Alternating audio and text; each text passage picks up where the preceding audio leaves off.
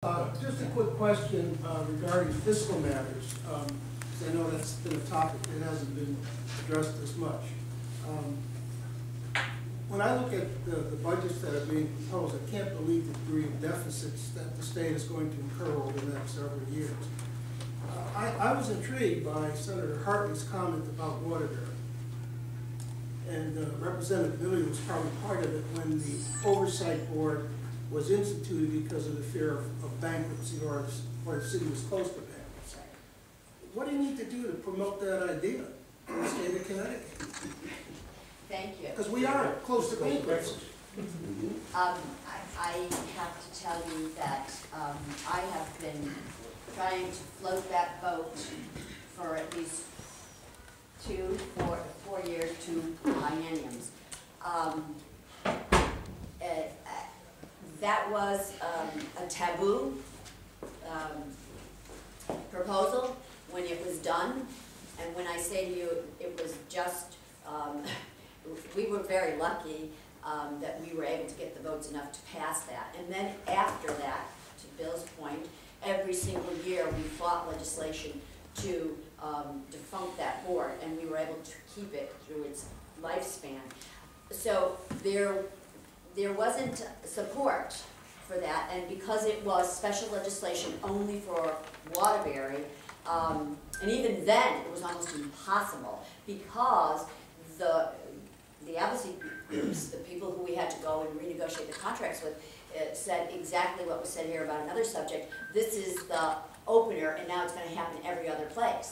And it is ironic about history repeating itself in past its prologue, because yes, the mayor of Bridgeport, is in the same position now, and he realizes when he didn't support me on that, back then, that it would help him immensely now. So it's a very tough sell, and then multiply that times the magnitude of the state. Can we ever get something like that?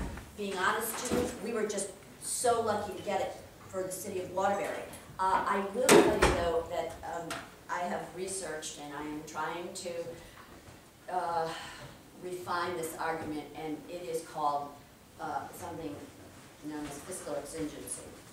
And while it's a little different than what the city of Waterbury is, it basically talks about a situation where the state has no place to go, and that's where we are right now with this recent negotiated contract of 2 years wage freed, 4 years job security. And so and I actually have I have a law student intern who's helping me on the research on this, because it does exist in the statute. And what the terms are of it and how it can be triggered is going to be the key question.